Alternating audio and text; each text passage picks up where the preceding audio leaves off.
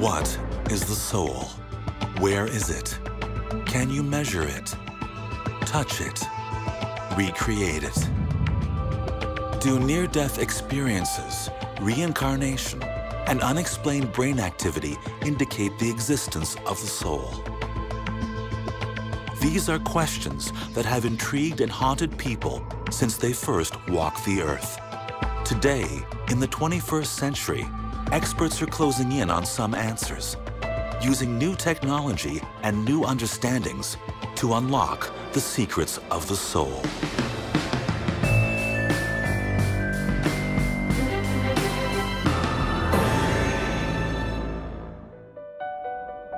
"21 grams, less than 1 ounce, a weight attributed to the soul by a Boston physician in 1907. Dr. Duncan McDougall conducted a ghoulish experiment. He watched 6 people die. Dr. McDougall wanted to know whether the soul existed, so he built a delicate scale to determine whether humans got lighter at the moment of death. In just one of the deaths, McDougall recorded a weight change of less than 1 ounce, 21 grams. His experiment got a tiny mention in the New York Times, more of a curiosity than news. Although no one since has been able to duplicate McDougall's macabre test, it's still remembered today as the first time that modern science attempted to quantify the existence of the soul. Cultures since the beginning of civilization haven't needed nor relied on scientific evidence of the soul. A core belief for most cultures and religions is that when our bodies die, there is an immortal part of us that remains past death, our soul. All the world's great major religions talk about us as being souls, as truly being spiritual beings that are incarnated here in our bodies, and that the death of our physical body is not the death of us, it's the death of the body. That us, that special spark that is us, I call that the soul, it leaves. There's a lot of question right now about how much of the irrational, mysterious, supernatural aspects of life we can explain through science. And many, many scientists are directing their attention toward those questions. And I applaud that. But I also think that religion is a language for the stuff that we don't understand. And one of the reasons that religion is so fascinating to me is that it is, by definition, paradoxical, oxymoronic. Like, things don't fit rationally together. You want to live forever and you want to keep changing. You want to have an immortal soul and you want to hug your grandma. You know, these things don't fit together. They're not rational. To trace the history of the modern, Western view of the soul, the trail begins in the 3rd century BC. Alexander the Great swept across Europe and Asia, and Greek thinking spread like wildfire. The Greeks, above all others, set the stage for what we believe about the soul today. The Greeks believed that your body was unimportant, in fact, even bad. It was the place where all of your most base impulses resided. So lust, greed, hunger, childbearing, everything that was yucky about human life resided in the body. And everything that was good and true about human life resided in the soul, which was in the head. So when you died, your soul ascended to God, and your body resided in the ground. You didn't need it anymore. The Greeks believed in reincarnation, that the soul can move on to a new body. As Christianity conquered the world, the Greek idea of body and soul being separate things was eclipsed by the evolving Christian notion that body and soul are part of the same whole. Because in the Greek context, you had your soul went up to heaven after you died, and your body was dirt, dust, nothing. The Christian teaching is that your body and your soul are one thing. You can't have one without the other. Together, they make you, you. Christian ideas of what does my soul look like raise questions that people joke about. But it remains one of life's great mysteries, where we go and what we are after we die, and which me is my soul. Am I me when I was, 26? Or am I me when I am 80? Or am I me with my wrinkles? Or am I me without my wrinkles? Am I me with my cancer? Am I me without my cancer? Those questions start to get people hung up, and then they start to be kind of funny and silly. But the yearning itself is real and powerful. So it's a conundrum, like all of these things. Christian beliefs eventually deviated even further from the Greeks, who considered the soul separate from the body, like an energy force. Christian souls were more like ghosts with shapes. Like in Dante's Inferno, etc., you see all these souls, okay? They seem like bodies. Dante can recognize them, but, they're souls. They're souls that are shaped like bodies. So they've taken on a certain amount of somatism, which I think shows how hard it is for Christianity to separate body and soul, is that even these souls, which were pronounced as completely immaterial, there's no matter in them, nevertheless, they can be perceived that way. The West inherited a combination of Greek and Christian apocalyptic ideas about what the soul is, which is more confounding today than it was in its own time. If the soul leaves the body after death, where does it go in the years, or even centuries it may have to wait until the day that Jesus returns to judge the living and the dead? What do you do in the period between the Last Judgment and when a person dies? Well, what is the soul just on itself? I mean, how do we envisage the soul without the body? It's very, very difficult. What the scholars of early Christianity say, for example, is that we've made it into a mush. That in those days, there was a word for resurrection, which meant resurrection.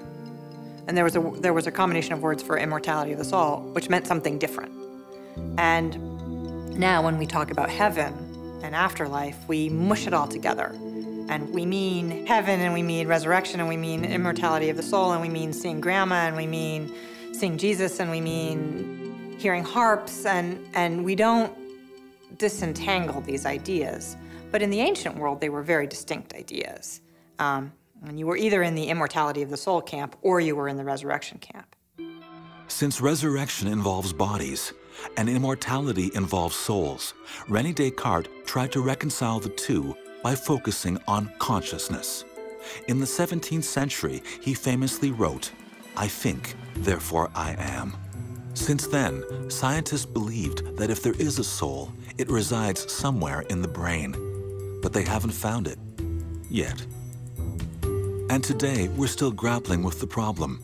Is the existence of the soul a question for science or religion to answer?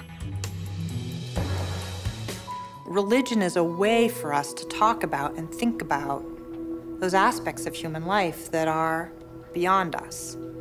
And so let science keep probing, because it must, and yet let us keep acknowledging, through whatever language works for us, whether it's poetry or art or religion, that there are aspects to the human experience and to human yearning that fail to meet categories. And I think the soul is one of those things. We want to believe that there's something special about us that lives forever. And we want to believe that we will commune with those we love at some later point. We don't want to lose those people. And those yearnings are powerful and important. Those yearnings require that consciousness be something separate from the brain, that it is something not material, but magical. The spiritual among us believe one thing. I have seen men, women, old, young, all faiths, all gender orientations, atheists, believers, all religious traditions. I believe it is a universal human phenomenon. It's part of being human, that we are all souls, and that each soul sometimes has the capacity to have a spiritual experience in certain circumstances. The scientific among us hold another view. I don't think consciousness is some supernatural soul that is not measurable scientifically, that's somehow associated with our natural brain. I also don't think there's a mystical world beyond what we can measure. If something actually exists, then it's part of the real world, and ultimately we should be able to detect it. A Louisiana boy offers incredible evidence that should satisfy both sides of the soul debate. His case offers proof that the soul is real, that it can be reincarnated, and that science can study it. According to a 2007 Pew Research Center poll, 81% of Americans say they believe in an afterlife. 45% believe in ghosts. I personally had an experience where I saw the spirit of my grandfather after he died. And I haven't gone to the place where I believe it was true. And yet it felt true to me. It felt real to me. And I am very sympathetic with those feelings that people have, you know. They see the ghosts or the spirits of people they've lost. They have a traumatic physical experience and they see things. And I actually think that soul is more a matter of faith than proof. Today, scientists are studying people who make a compelling case that they used to be someone else. At the University of Virginia, a group of psychiatrists use science to unlock the secrets of reincarnation. Since the 1960s, the Division of Perceptual Studies has been collecting cases of children who claim past life memories. They now have files on 2,500 children. Well, I think what the research shows is that for people who are open to considering the possibility that there is evidence that consciousness at times can exist separately from a functioning brain. So in the cases of these children's reports, if you look at the best cases, they provide evidence that at times there can be this carryover of memories and emotions that seem carried over from one life and continue on in another. May 2000, Lafayette, Louisiana. A mother awakens to hear the screams of her 2-year-old son. He was laying on his back, and he was kicking his feet up like this and pounding his fists like this, just kicking and screaming at the top of his lungs. Andrea Leininger cannot soothe her baby James. Eventually, he falls back to sleep. She thinks the nightmare is over, but really, it is just beginning. Then the next night, he had another one, and it was the exact same thing, the same exact kicking motion. And the more he had it, the more bizarre it became because it was so specific and so repetitive. This marked the start of one of the best documented cases of possible reincarnation in history. Today, James Leininger is 12.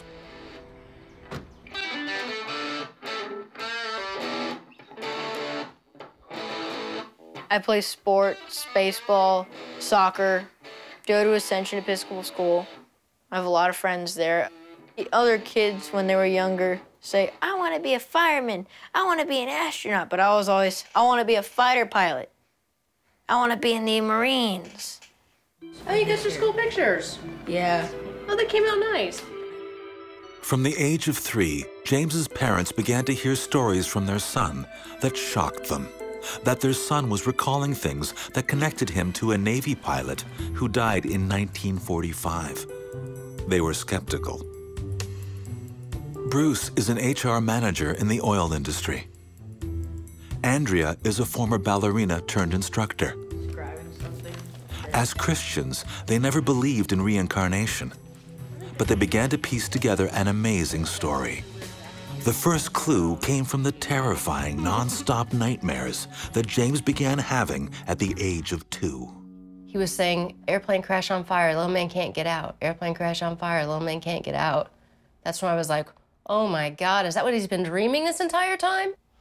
What he was saying wasn't registering as much on me as what he was doing. He was flailing around in bed. And I remember the very specific thought I had at that point. This looks like The Exorcist. He was freaking out. I had this thought, is he possessed? What is going on here? Within a year, the visions that greeted James in his nightmares began taking shape when he was wide awake. I was reading to James, and then he sat up and he goes, Mama, the little man's going like this. And he laid down, and he goes, and he did the same thing he did in his dream. He was kicking his feet up, and he goes, the little man's going like this. Ooh, ooh, ooh, can't get out, can't get out. And I sat him back up, and I said, who's the little man? And he goes, me. It still makes my hair stand up. And Bruce said, what happened to your plane? And he said, it crashed on fire. And he said, why did your airplane crash? And he said, it got shot. And Bruce said, who shot your plane? And he went, oh, the Japanese. James then gave his parents the next uncanny clue, one that was very specific, the name of a ship from which he says his aircraft took off. So I said, well, did your boat have a name? And he said, Natoma. And I'd never heard the word before. And I went down the hall and got onto the computer and Googled it. And down around hit 300, all there was this thing, Natoma Bay, CVE 62. Clicked on it, and up comes this history of a World War II aircraft carrier. And so that was the beginning of what the heck is going on here. Standing there staring at this picture of this little, it was like an aerial photo of this little aircraft carrier in the water, and we just stood there staring at it for a long time. I had no answers. You know, how could he know this? How could he know a person? How could he know a ship? And what did all this mean? So that was where I really just said, I'm going to get to the bottom of this. I don't know how I'm going to do it. I don't know what I'm going to find, but I'm not going to stop looking until I get as many answers as I can get. This was enough to send Bruce on an investigation, doing his own research. Over the next 2 years, he learned about the men from the Natoma Bay, both living and dead. And James kept giving his parents additional, tantalizing, eerie clues. Well, I kept asking him, do you remember what your name was? Do you remember what your name was? And he always said James. And I thought, well, he's 2, he's confused. He thinks I'm asking him what his name is. Then James started drawing. That was one of my mission things. The mission thing, you remember that? Yeah. That's one of my favorite ones. The same thing, over and over. Like a movie compressed all into one frame. An air battle. Flak. A plane on fire. And his signature, James 3. So one day I was in the kitchen, I was washing dishes, James had breakfast, and he had an airplane, he was just flying around like this, and he goes, Mama, before I was born, I was a pilot, and my airplane got shot in the engine and crashed in the water, and that's how I died. And I was just froze. It was such a bizarre thing to say, but it was just that matter of fact. There was no drama, there was no emotion to it. At 3, James started pretending to be a pilot, with an attention to detail that astonished his father. One day he dragged a car seat into the closet in my office, and he set up a little cockpit in there. He had a little play school console, and like it was going to be a cockpit, you know, and he's going back and forth. All of a sudden, the door comes flying open, and he comes rolling out of it. I said, James, what happened to you? He says, I said, did you fall? He says, no. He says, my plane got shot, and I bailed out. The next breakthrough came when Bruce was invited to the Natoma Bay Veterans Reunion. He asked about the names of men killed in battle. And this led him to finally solving the mystery of James 3. He called me on the phone and he said, you won't believe this, there's only one guy from Natoma Bay who was killed during the battle for Iwo Jima, and his name was, James M. Houston Jr. And I said, wait, that would make our James 3. I was so excited. I'm like, that's him. It's James M. Houston. His name is James, it's the James 3. James Houston Jr., World War II Navy pilot, At age 21, on March 3, 1945, his plane was shot down over Chichijima. Now, the skeptical parents were sitting on compelling proof that their little boy really was reincarnated. Louisiana boy James Leininger spent his childhood recounting memories of being a World War II Navy pilot. Memories of a past life his parents could no longer ignore. From the age of 2 to 6, James continued to provide pieces of evidence of the incredible possibility that he was James Houston, reincarnated. This plane, the Wildcat, is the plane that James M. Houston crashed in. And he was a test pilot for the Corsair. And he would test fly those off of carriers. The F-18 is the plane I want to fly when I grow up. Since he was 2, James showed an unusual fascination for military air shows and an uncanny familiarity with vintage aircraft. His parents cautiously made contact with James Houston's only surviving relative, his sister, Anne. At first, she didn't know what to think about the little boy who claimed to be her brother reincarnated. But then, James asked her for a painting that only one person other than her knew existed. She sent this January 16th, 2006. It says, "Dear James, I do hope that this is the picture you asked for. It is the only one of me done by my mother. I am sorry to be so long sending it to you. These past few weeks have been very busy and hectic. I hope you like it. With my love, Annie." James believed then, as he does now, that it was the dead pilot's soul asking for that picture. I had asked her for a painting that my past mother had done for her and me. This was in her attic for 50 or so years. My parents and she thought it was crazy that I would know about something like this. Anne, too, became a believer. And there were other, more chilling connections. James had 3 G.I. Joes he named Billy, Walter, and Leon, names his parents thought were strange for a boy to choose. Bruce is like, "Hey, James, what are you going to name your G.I. Joe?" And he's just playing, he goes, "Walter." And so we were like, "Walter?" Bruce goes, "How come you named your G.I. Joes Billy, Walter, and Leon?" And he goes, "Because that's who met me when I got to heaven." And it was one of those moments where like the blood drained out of our face and we just kind of walked backwards. Bruce went in the office, I went in the office, we closed the door. He's in there going through papers like this. I'm like, "What are you looking for? What are you looking for?"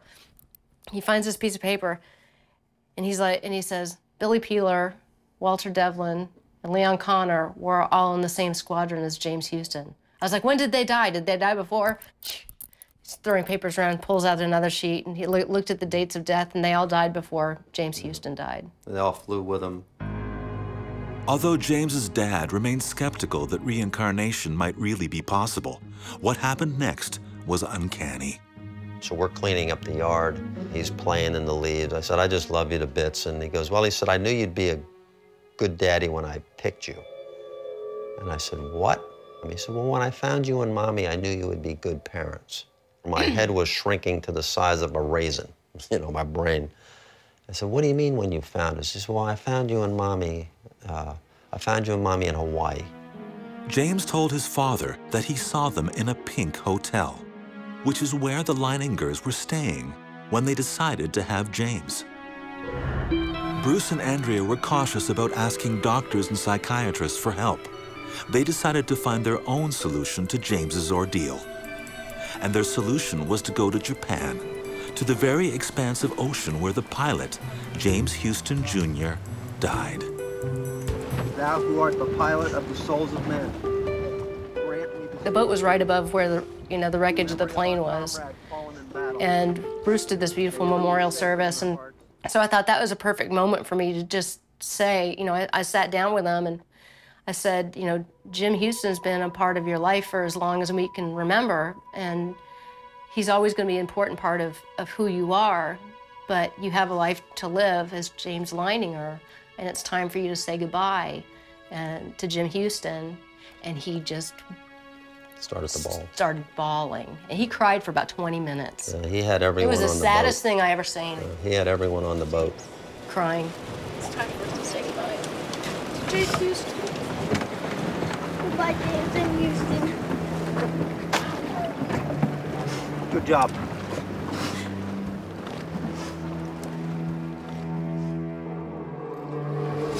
I salute you. Good boy. You're so brave. You're such a brave soul. Such a brave soul and spirit. It was weird when we got back to shore. It was something had changed. He left something there. He really did. It was palpable. You could see that he'd mourned that and everything that had happened and was ready to move on. And he really did at that point. That's kind of when everything really changed. I'm gonna be the same thing that James M. Houston was, a pilot. The next picture that James Leininger drew was one of peace. The nightmares stopped. The memories started to fade. I don't want him to remember anything about his past life. He has a life, you know, and I don't want him to be bogged down or confused or... Well, he's our son, you know, he's not Jim Houston. Got a life to live. Today, James Leininger can remember nothing specific about the soul that used to torment him. At 12, he is an ordinary boy whose bedroom says something about who he is and who he believes he once was. I'm in a Boy Scouts. I'm a first-class scout in the Boy Scouts. These are the books I got from Chichijima. Yearbooks, BB gun, my money bag, my phone. I don't know when I got this, but this is my grandmother's rosary and my Star Wars stuff and Blue Angels. He doesn't talk much about his past life memories with his friends, but he doesn't hide it either if classmates stumble across a story on the internet. To James, reincarnation is a fact of his existence. It's part of his soul. I believe that the spirit that I used to have when I was 4, 5, 6 has gone away. I'm just James now. It's not, I still have James Houston in me, I think, but it's not so much the bad history. It's more of the peaceful history of his life. Instead of the crashing of the plane, his death. I don't really think about my story so much. I just don't really talk about it. People ask me a question about it, I'll answer it. You know, I was skeptical the whole way. I still have a hard time really saying, this happened, you know. But it did. So the issue is, you know, how does it happen? I don't know. Why it happens, we can sit here and guess about it, but the fact is that it does happen. And so people should listen closer, should not just give it up because it's a 2-year-old saying something that might sound meaningless to you. From the point of view of the people that we've spoken to that are attempting to do something scientific with it, I can understand rational thinking. I'm a pretty rational guy. This is not something rational. And I had a struggle with that spiritually, but I came to the conclusion that I now have a 3-dimensional belief system instead of 2-dimensional. At the University of Virginia's Division of Perceptual Studies, Dr. Jim Tucker has examined James Leininger. Tucker has developed what he calls a strength of case scale for reincarnation, and he gives James a near-perfect score. Average age when they first start speaking is 38 months, so usually 2 or 3 years old when it comes out. And some of them will talk about these things anytime, day or night. Sometimes the cases can start with nightmares, the way they did in James Leininger's case. Some are intrigued, many are perplexed, some are upset. Some of the Christian parents in the United States are kind of thrown by it. But regardless of their reaction, the children will talk about this for some time, and then usually by the time they get to be 5 or 6, they seem to forget about it and then just go on with their current life. After 4 decades and 2,500 cases, the researchers at the University of Virginia have come to a startling conclusion. Reincarnation is real. Which certainly suggests that there is a part of us, a consciousness part, that may be able to continue on after the brain dies, which would indicate that the brain may not be the creator of at least part of our consciousness, but more as sort of a portal that the consciousness flows through, that there may be this other piece of existence separate from the physical world, that there's this consciousness piece, again, that may be independent of the physical world and the physical brains that it seems to come through. Dr. Paul DEBELL is a psychiatrist who specializes in what's called past life regression. Using hypnotism, he's taken countless patients on a voyage back in time to souls their bodies have forgotten. And he provides a recent example. We'll call him Mr. X. He had been sexually abused as a child, and he was really angry about that. And so he came in for a regression. So he suddenly found himself above a castle in Austria in 1630. He was actually a she, just washing the floors of this castle. DEBELL firmly believes that what he is doing is about finding the soul through science. I think that spirituality today is in the same point that psychology was 100 years ago, when nobody thought that the mind could be understood. Nobody thought dreams could be understood. Nobody thought mental illness could be understood because it was too complex. But if we use those same tools, which is methodical, systematic investigation with hypotheses and experimental proofs, that then we'll begin to gradually make progress. Meanwhile, skeptics of reincarnation would say that James Leininger's case is circumstantial at best. In America, belief in reincarnation is growing. Part of this is driven by celebrities who, say they believe in reincarnation. Julia Roberts recently told Elle magazine that she thought of herself as very Hindu, and she talked about her daughter and how her daughter clearly embodied somebody else. My personal opinion is that Americans like reincarnation because, comparatively speaking, life here is good.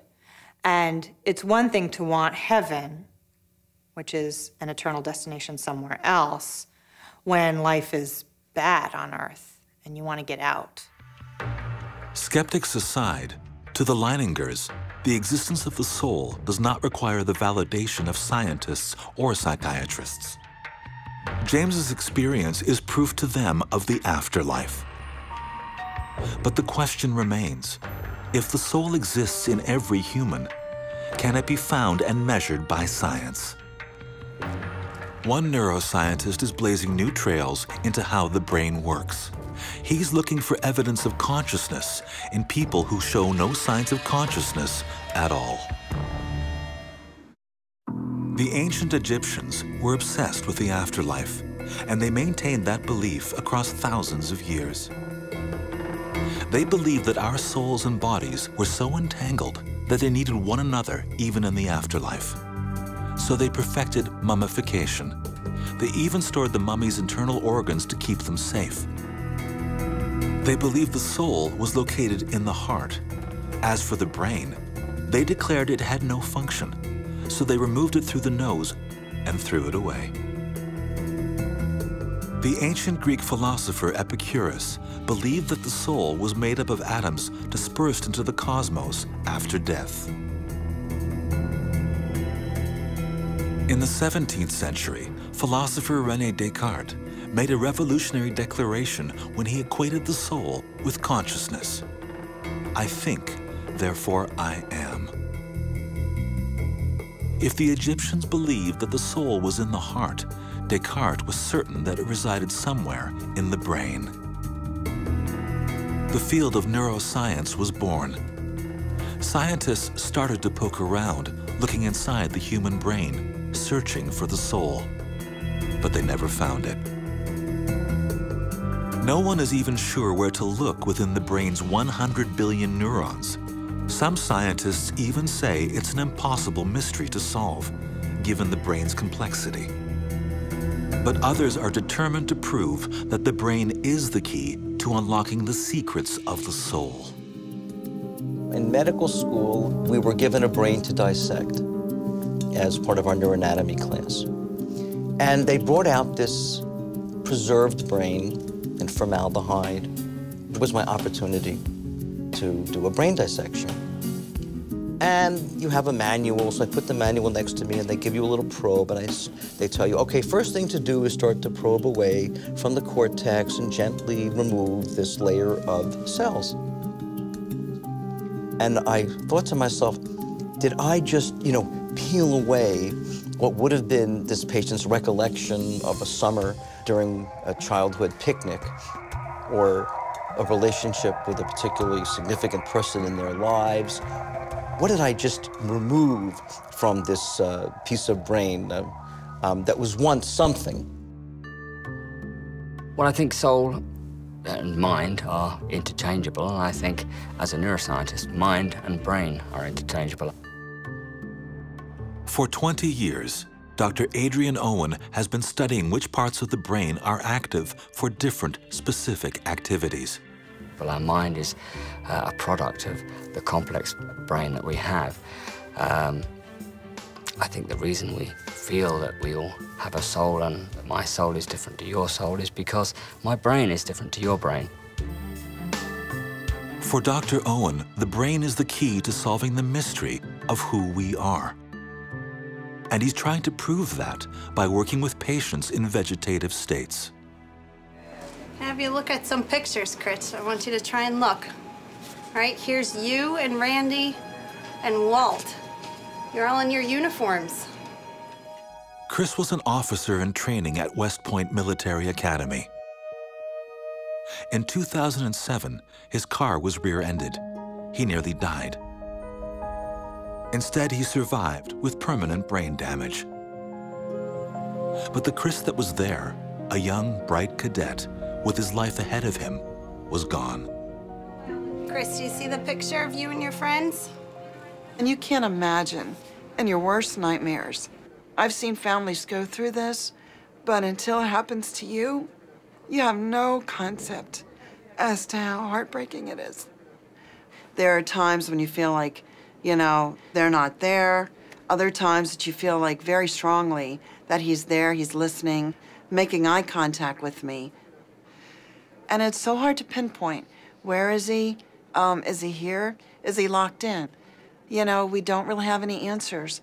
I don't believe that Chris doesn't have a soul. I think there's that spark of life that leaves you at the moment of death is basically what the soul is. And Chris might not have be conscious, but he's still here. I definitely feel like soul is more than just consciousness. Chris, I have a hammer and a ball. I want you to look at the ball.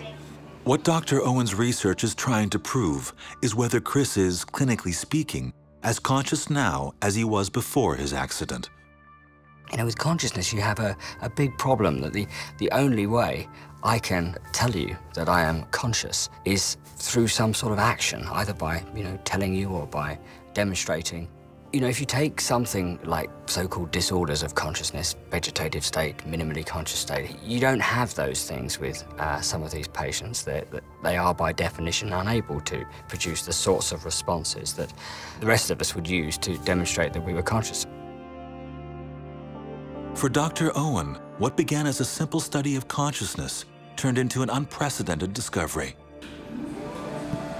He conducted tests on a 23-year-old woman in a vegetative state.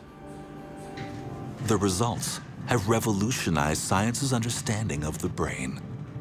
She was the victim of a road traffic accident and had been examined periodically for 5 months, and on each examination had all of the necessary criteria for a diagnosis of vegetative state. So we put her in the fMRI scanner, and we asked her to imagine playing a game of tennis. In this scan, when you hear the word tennis, I want you to imagine standing on a tennis court playing a game of tennis. We picked this task because it's something that we've tried many times in healthy volunteers, and we know this produces quite a specific activation in an area in the middle of the front of the brain called the supplementary motor area. And this area controls upper body movements, and if you lie in the scanner and imagine moving your body around as you would if you were playing a game of tennis, you get very strong activation in this area of the brain. So while she was in the scanner, we instructed her that when she heard the word tennis, we'd like her to start imagining this task and carry on until we said rest. And when we did this, her brain activated just like a healthy volunteer. So on this basis, we concluded that she wasn't vegetative at all. She was entirely consciously aware. That was pretty exciting. We had another task that we used. It was important to show that this wasn't just an automatic reaction, but if we changed the task, the brain activation would change. So we used a type of spatial navigation task where we asked her to imagine moving from room to room in her house. And this pretty much always activates an area deep inside the brain called the parahippocampal gyrus in healthy volunteers. Never seen it before in a vegetative patient, but nonetheless, when we asked her to imagine moving from room to room in her house, the parahippocampal gyrus activated just as it would in a healthy volunteer. Owen's groundbreaking work opens new questions about where consciousness begins and ends. Scotty was a New York City police officer who was hit by a car in 2002. I feel he's here. When I speak to him, I don't know how to put this, I think he's still there. Oftentimes I sit aside and I say to myself, what is he thinking? Because he can't speak to us, you know? What is he thinking? But I'll give you an example. We have this ball at home. He actually kicks the ball. I become the target. He will hit me with it, and he'll laugh. He'll laugh at me. And I feel that it's me that he's targeting. Yeah, he's there, and he's the same Scotty. He just can't get out. Is your name Scotty? Yes or no? Look at the card that has your answer. Owen has proven that despite no signs of outward awareness, for some, an inner spark remains. And within that undiscovered brain may be where we find the soul. For the indigenous peoples of the Americas, humans are the minority in a world inhabited primarily by spirits. A common thread through these beliefs, from the Cherokee to the Haida, is that transformation takes place when a child is about to harmonize his soul with the spirit world around him. At this critical moment, spirit guides lead an adolescent into adulthood, and the human soul is unleashed.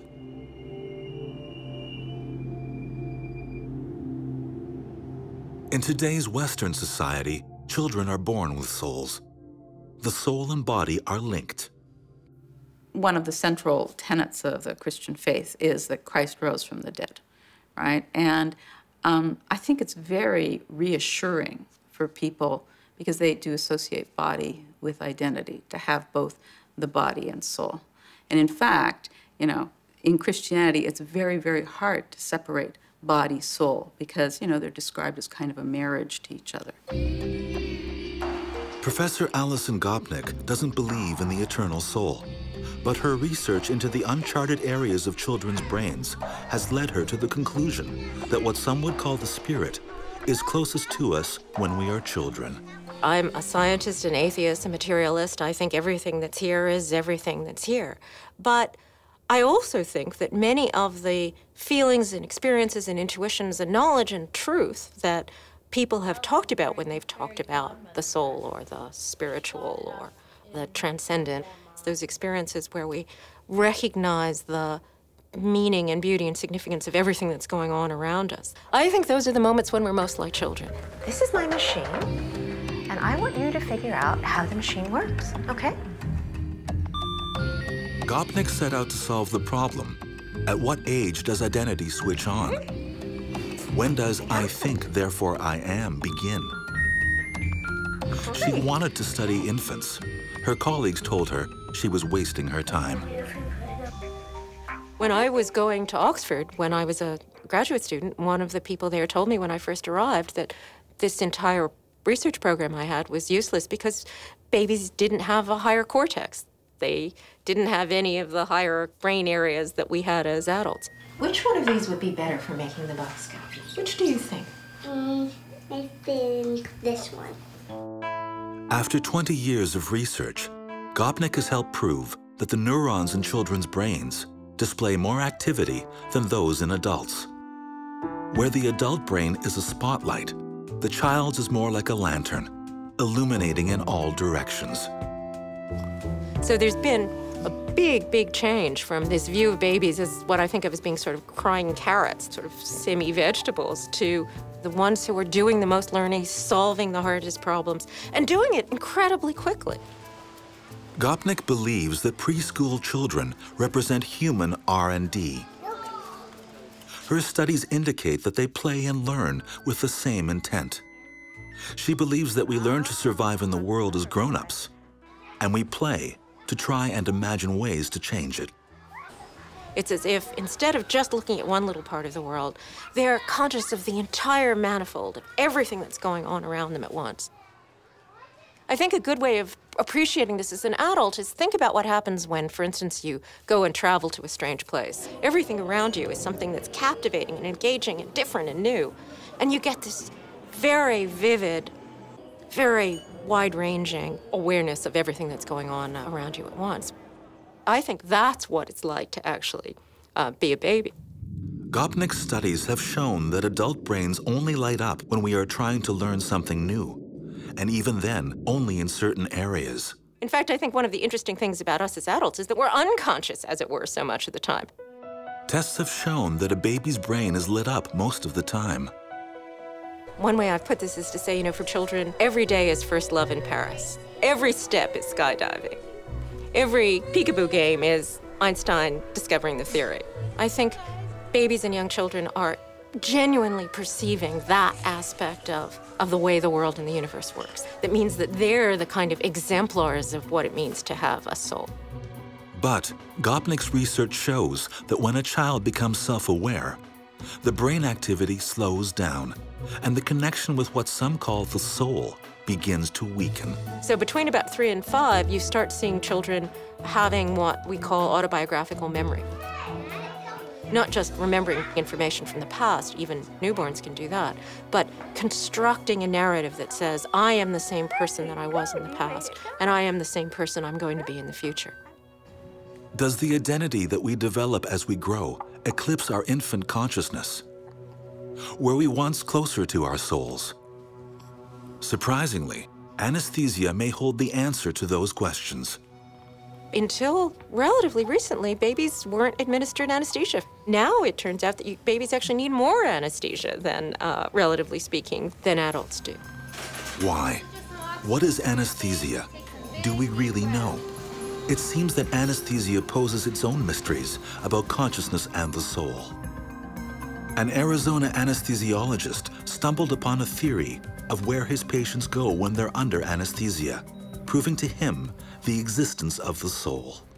I've been practicing anesthesiology for 35 years now, and it's still a kick. It's still amazing every time patients lose their consciousness. At the end, we wake them back up, and I wonder, where did they go? But the real question is, why are they conscious in the first place? So anesthesia is a really good tool to try to figure out what is missing in the anesthetized patient.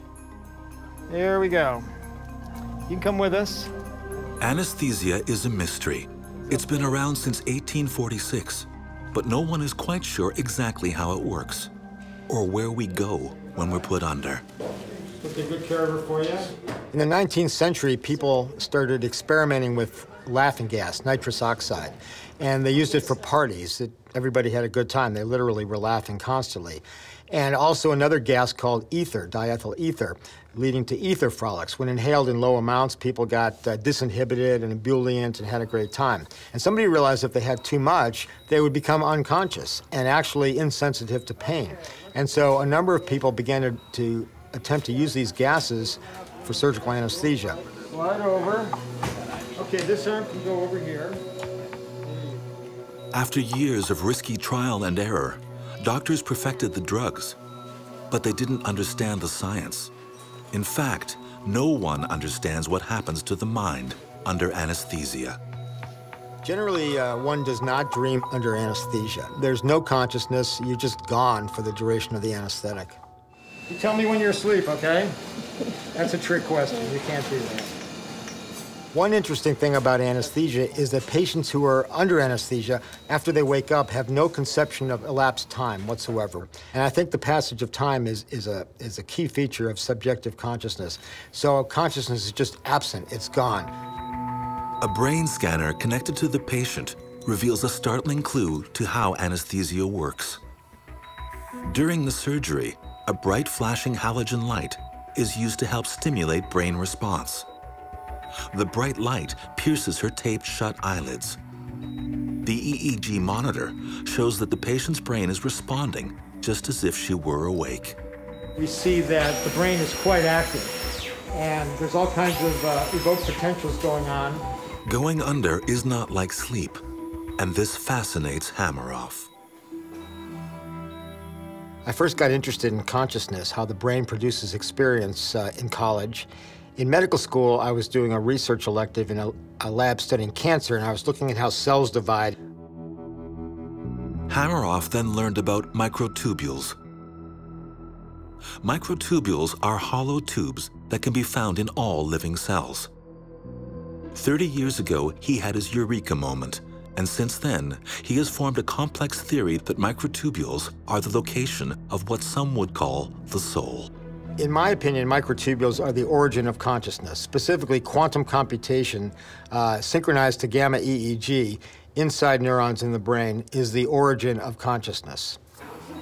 Hammeroff's theory has shocked the world of neuroscience.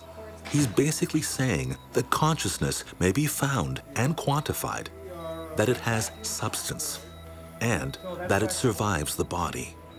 I'll stand by this, even though it's a bit controversial. It's conceivable that when a patient has a cardiac arrest or dies, the quantum information that involves consciousness isn't necessarily destroyed, or it may actually just sort of leak out and remain in the universe and remain entangled. If the patient's revived, then it can go back in and the patient had a near-death and out-of-body experience. If the patient dies, it's conceivable to me that that entity, which you could call the soul, remains entangled indefinitely. And so it's conceivable that the soul is a real entity in terms of quantum information embedded in the fundamental level of the universe. What Hammeroff is saying is that the 21 grams myth is basically true. The soul has substance. Though it can't be weighed, the information can be measured. Hammeroff's shocking theory has caught the attention of the world's top physicists, who think that he may have stumbled onto understanding how the mind and soul separate. Complex quantum physics may hold the key. Quantum theory is pretty intriguing and is not necessarily consistent with a simple materialist understanding of the universe. The things are more complicated than we're aware. But I think people who just immediately discount it as being sort of mystic mumbo-jumbo, I think they're being too quick with that. The quantum theory does challenge us to try to really understand the world, the physical world at its core. And it may well be more complicated or more wondrous than what a lot of people realize. This comes as no surprise to those who have died and come back to tell the tale. Most cultures throughout time have held that there is something that survives the body after death. 21st century science is seeking to prove it. Science says that consciousness is limited to and generated by the brain. Very clear, very straightforward. After 10 seconds without oxygen, the brain starts to die. After 5 minutes, it's completely gone. But what happens to consciousness in that precious 5 minutes? New research suggests that consciousness might actually leave the brain. The near-death experience in cardiac arrest says something different. It says when the brain is not functioning, then consciousness can separate from the brain and is able to gain information which becomes accessible when you regain consciousness. Now that is an astonishing statement. Yvonne Kaysen is a family doctor in Toronto. 30 years ago, she nearly died in a small plane crash in which someone was killed. It changed her life forever. We flew into really bad weather, and the engine stopped working, so the plane started crashing. So we were plummeting down to the ground. There was terrible turbulence, and the air was shaking, and my immediate reaction was intense terror. I was terrified. I was frightened. The plane was crashing. I was going to die. And what happened was, I had this feeling like my fear was being pushed out, and this calm and peace was descending upon me. And I entered sort of a paranormal, peaceful state. The plane crashed into an icy lake in a wilderness area, hundreds of miles from the nearest town. Then what happened is my near-death experience deepened. Suddenly, as I was swimming to shore and starting to freeze, I heard this whoosh noise, and it was like my consciousness got whisked out of my body, and I was no longer in my body that was swimming to shore. Suddenly, I was like 20 or 30 feet above my body looking down, and it was me still trying to swim to shore. Miraculously, a helicopter pilot hearing of a downed plane came to her rescue. She was rushed to hospital. Nearly dead from hypothermia, she was immersed in hot water, but there was little hope. And it was in that hot water that my consciousness re-entered my body. And what I experienced was something like this. It was like what I imagined if a genie were sucked into a bottle. That with a loud whoosh, I was sucked in from this expanded place up there and abruptly sucked into the small confines of my body. Kaysen now combines her medical practice with helping others who have had near-death experiences. She is convinced, after studying hundreds of cases, that the soul is not merely consciousness. It is an energy force all on its own. Every world religion holds the belief that there is something that survives the body after death. But modern Western society still rejects near-death experiences, calling them paranormal. This despite the fact that every year, hundreds of thousands of people die and report the experience. At the time, Kaysen did not know whether she was alone. Had anyone else had an experience like this? And what is it called? What is this that happened to me? Dr. Peter FENWICK has studied the phenomena of near-death experience for years. Initially a skeptic, he is now a believer. As far as near-death experiences are concerned, I didn't believe them. They happened in America, they happened in California, they certainly wouldn't happen in London. What we found out was that near-death experiences are very common. So I think we have to see consciousness no longer as just a point source generated by the brain, ends at death.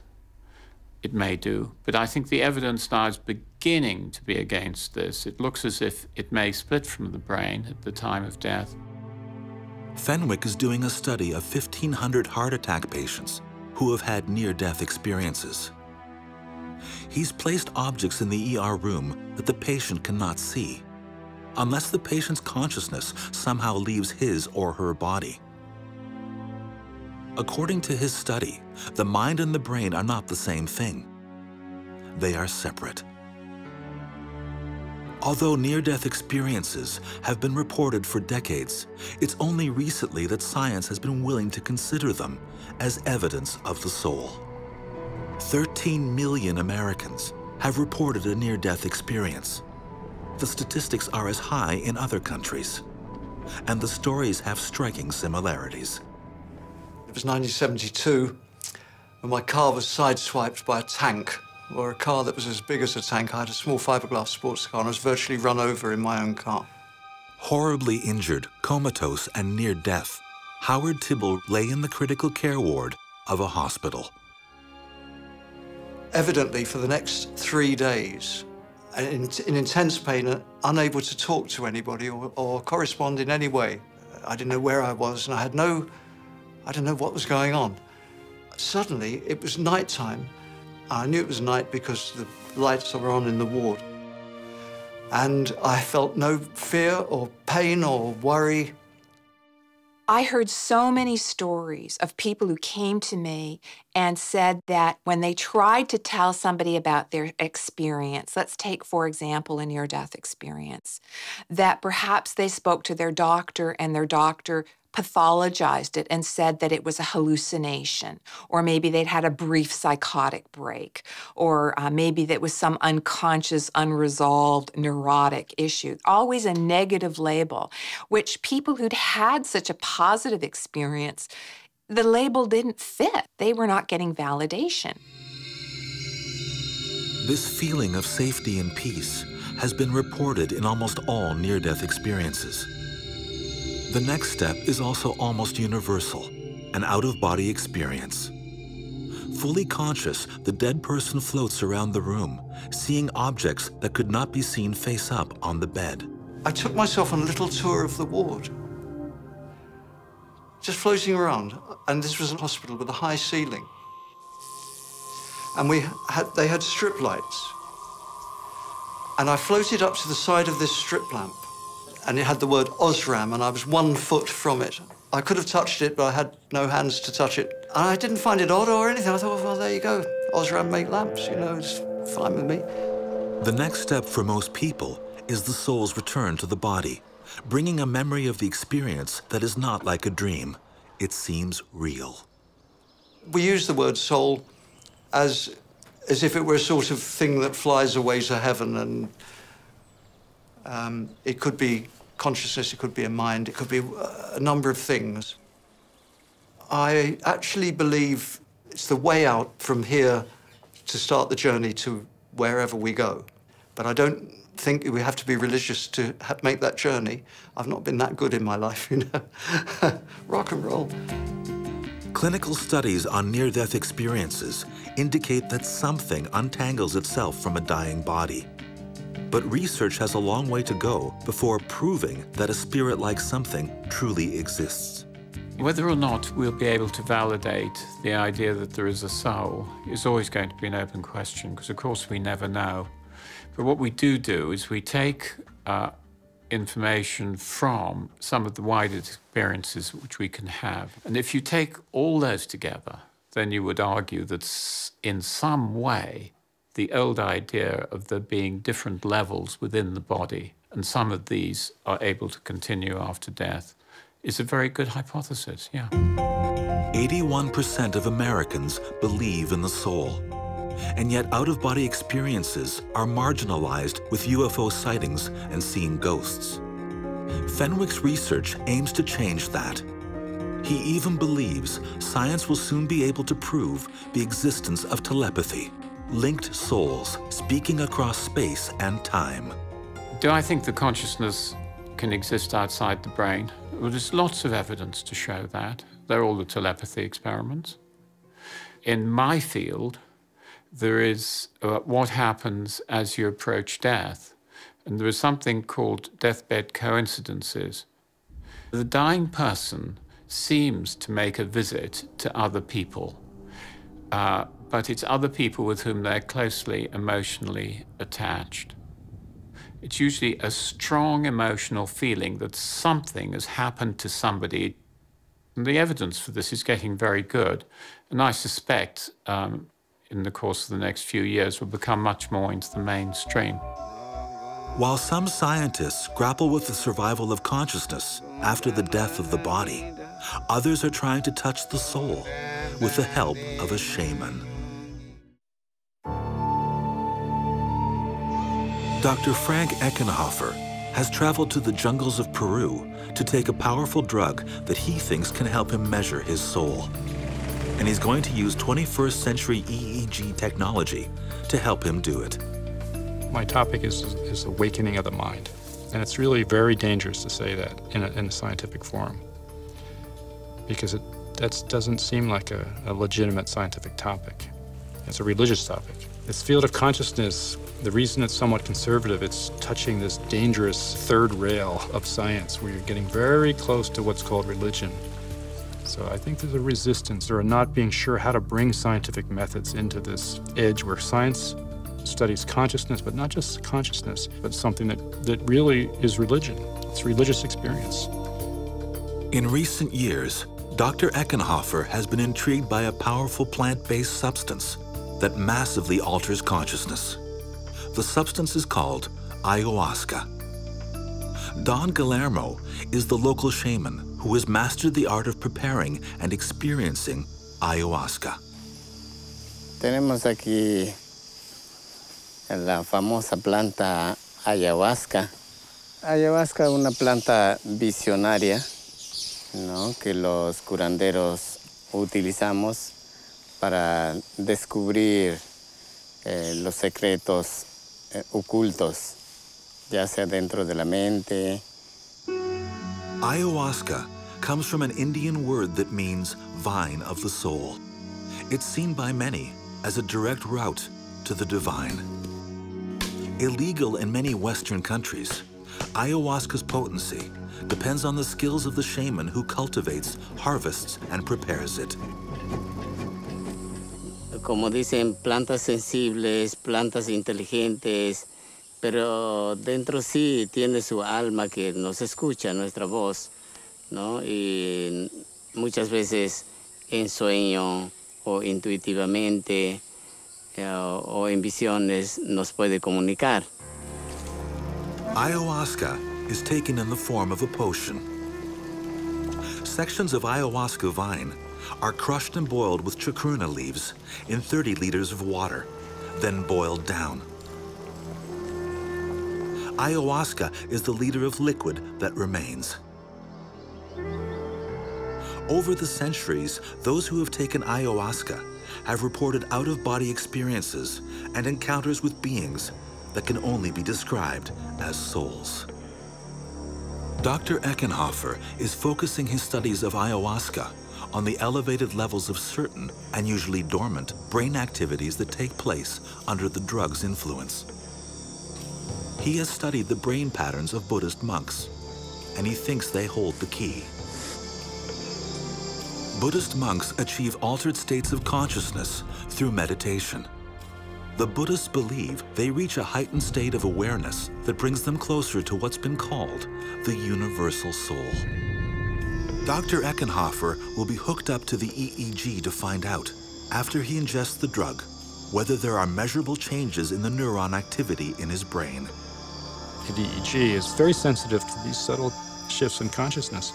There's major pattern changes that occur in the EEGs. And I've made measurements, and I found that there's certain very interesting frequencies. And so these frequencies are indicators of this state change.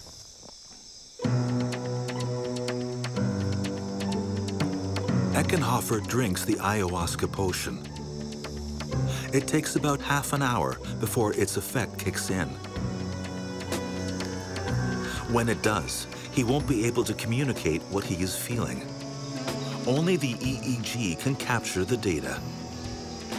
In the very beginning, you'll have a kind of subtle change in how your body feels, and then slowly the psychedelic experiences will start.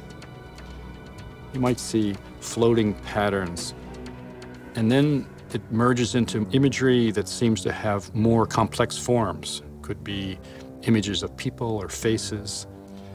And then it becomes like a waking dream. Then there's another quality of experience.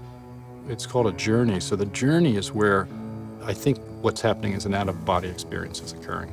By that time, it's feeling like you are somewhere else.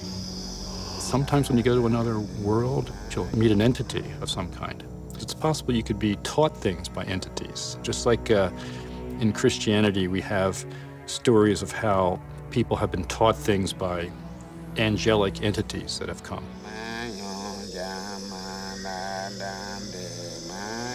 It represents, it brings down channels, and so sometimes the movements are very fast, intricate, somehow they're synchronized.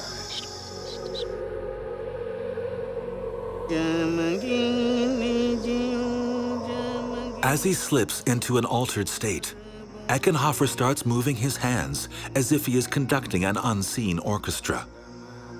His researchers hope the EEG records this spike in activity, supporting Eckenhofer's theory that ayahuasca can point the way to touching the soul.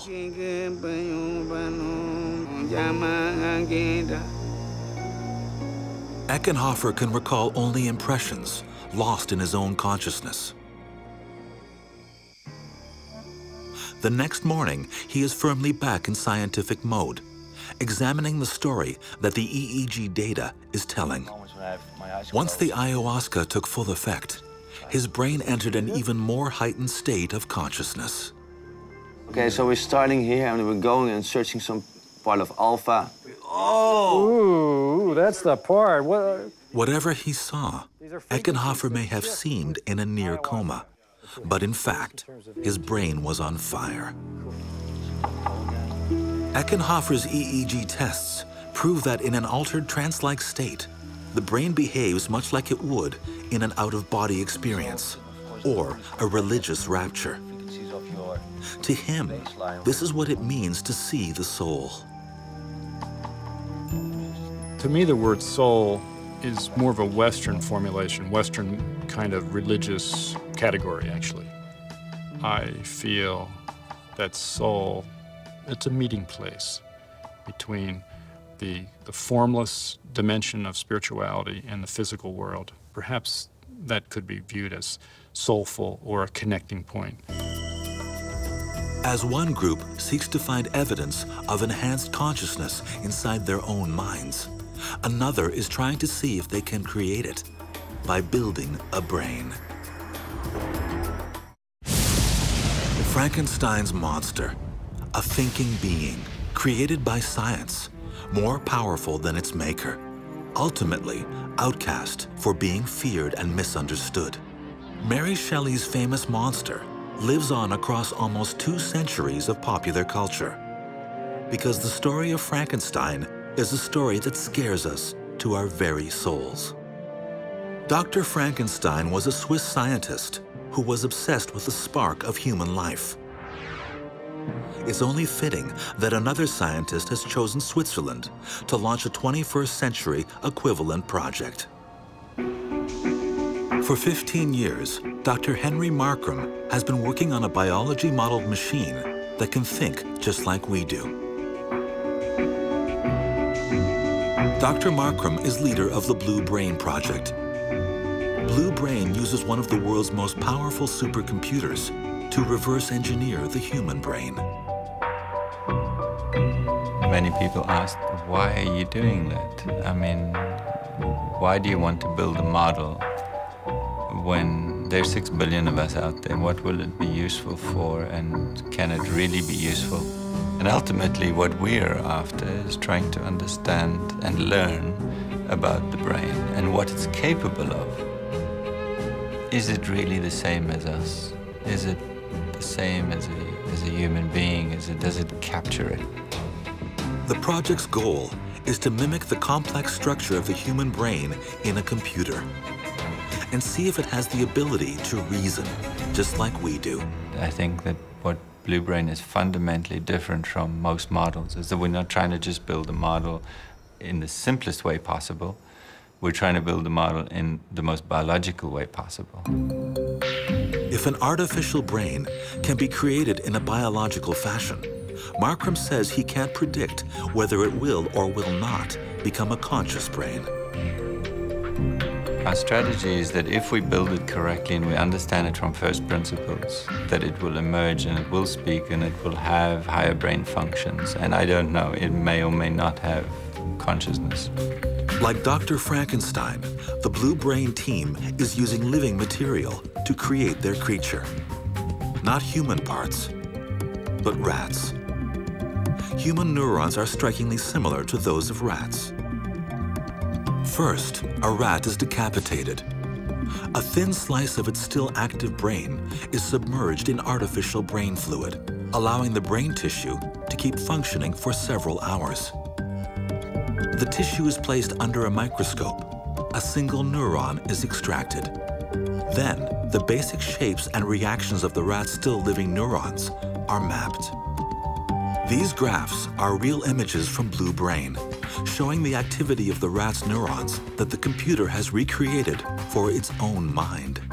Any mechanism we can find in the human brain, we could replicate in a machine. Is it conscious? Some people will say no, it's just a machine, it's just software. A program can't be conscious. Other people, like myself, would say, well, we're just a program. We have 100 billion neurons, and we can actually understand precisely what's going on in each one. The neurons taken from living rat brains form the template of Dr. Markram's artificial consciousness. His computer maps then imitates the neuron's actions. Basically, Markram is building a brain, one computer-generated neuron at a time. The secret is to look for the rules. And then you don't need to have studied every single neuron in the brain. You build a model of 100 of them, not a billion.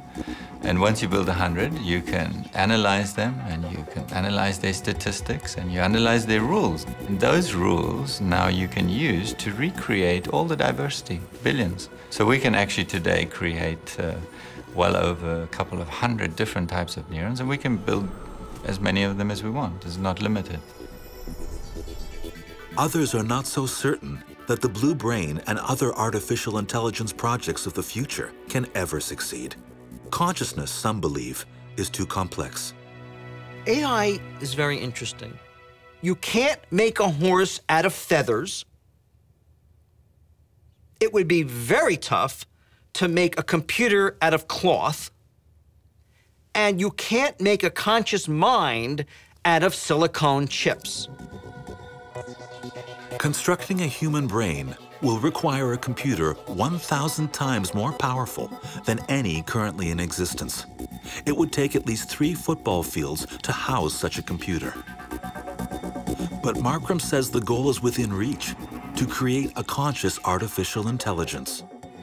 The data's there, the technology is there to explore it. The computing power has reached critical mass. We have petaflop supercomputers now, 10 to the 15 calculations per second. It's the first time in history that these things are coming together, which is required for simulation-based research. When they converge, it's inevitable. So this is going to happen. Professor Markram hopes to complete his work on his artificial brain within the next 10 years. What properties will that brain ultimately possess? Will it consider itself equal to us? Will it have emotions, or a personality, or a soul? When it comes to thinking about artificial intelligence, of course, we all have to think about that moment when we develop artificial intelligence that's just a little bit smarter than we are. So maybe as a consequence, once you've got the one that's 1 step better than we are at doing all these things, it's capable of producing an AI that's 2 steps better than we are. And it's then going to be capable of producing an AI that's 4 steps better than we are. And so on and off you go, and you're on to the kind of the runaway loop that some people have called the technological singularity. The singularity is the moment predicted by futurists when machines become conscious and more capable than humanity. A dangerous time when they could, conceivably, overpower us, even exterminate us. So, I mean, I think that point of the singularity is still a number of decades away, but as it approaches, I think it's going to be something we have to really slow down and think about very carefully. If Professor Markram succeeds, will Blue Brain turn out to be the singularity? Will it make human existence better, or much, much worse? If it is evil, will it allow Markram to turn it off? Will it be a soulless Frankenstein that puts its makers to death.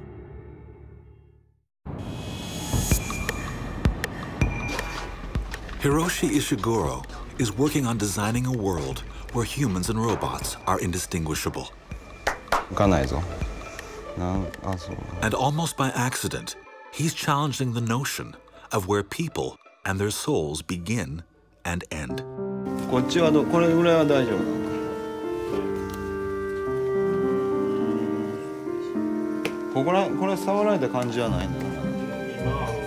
Ishiguro brings a companion along for his interview, himself.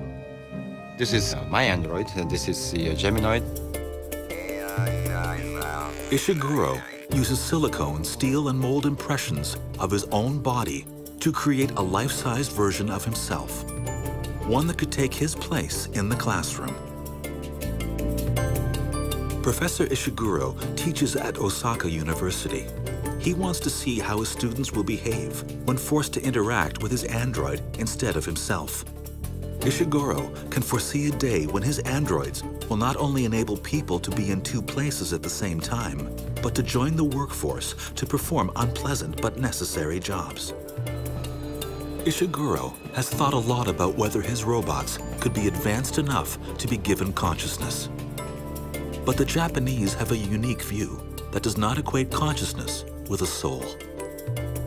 Everything has souls, the rocks and, wow, the chairs and desks and, everything has a soul. I think that is a fundamental difference between Japan and other countries. The human is not so special for Japanese. Human is a part of nature, that's all. Ishiguro is part of an ancient Japanese tradition of making lifelike machines. According to tradition, the soul of the creator is in the object, and in Japan it's believed the creation, too, must have a soul. それは理論的にはね、魂がないとは言えるんです。それはそれで、日本人っていうのはどういうんですかね、魂を作り出すんですね。いわゆる盆栽にしても生け花にしてもお茶にしても全てですね、いわゆるそういうまあ言うたら作り出すという。で僕らはこの人形を作る時に魂を入れるっていうんですね。でやはり一生懸命作るとですね、それがこう生きてるように思えてくるわけですね。What is the soul? What is the consciousness? What is the intelligence? What is the emotions? My answer is that these things are subjective. If we believe the robot has a soul, the robot has a soul. When I developed the humanoid robot, everybody said, oh, this robot has emotion, right? But I didn't implement any function of emotion, right? So obviously, these things are subjective, not objective. By giving robots personality and emotion, it can appear to humans as though they have souls. In Okinawa, Japan, robots called Paro are being manufactured by the thousands, each with a unique ability to learn how to react to human feelings. Paro are companions for Japan's vast population of elderly people. Known as robot-assisted therapy, the mechanical companions are equipped with pattern recognition technology that can read the mood of their owners and act appropriately to calm and soothe them. After getting to know its owner, each Paro develops a unique personality and its own emotional range. It's a computerized simulation of feelings.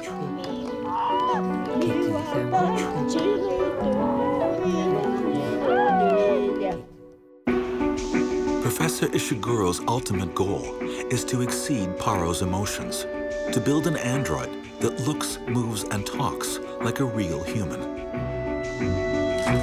Apart from his Geminoid, he's created a female android that has advanced emotional expressions. Equipped with facial recognition software, it can even watch another human being on a monitor and mimic her expression. Cost $100,000 per robot. But there's a challenge. The problem is getting more difficult. For example, the body movement. This is natural. The reaction is also natural like this, right? However, the medical doctor said that this is a kind of a brain-damaged person. That we need to work with the brain scientists, and we need to have the deeper knowledge about the human. Then we can improve this robot. The brain contains 100 billion neurons stretched out across 100,000 miles of dense blood vessels. Neuroscience has only begun to figure out how it all works. While some scientists actively seek to create consciousness, others are stumbling into it, almost by accident encountering the soul. In the near future, one or the other might have to answer to the question, is there something that survives the body? Well, consciousness is mysterious, and I believe when we create non-biological systems that have that same kind of behavior and the same complexity and richness of emotional intelligence, which is also a form of intelligence, they will be conscious as well.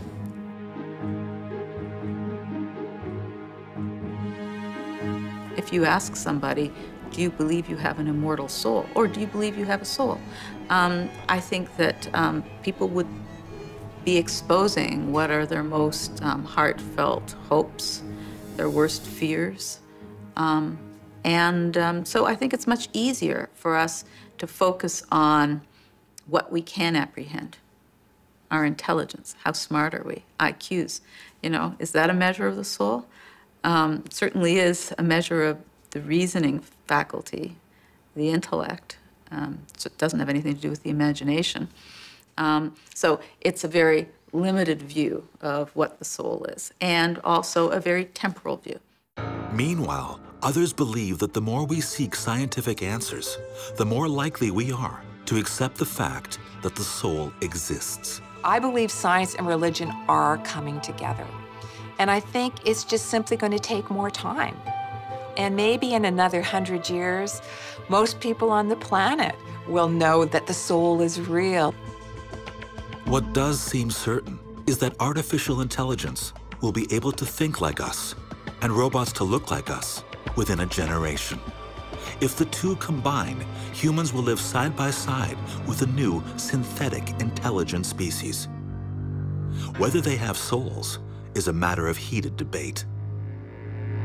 Either way, the 21st century may well be the age when the existence of the soul is proven beyond all dispute.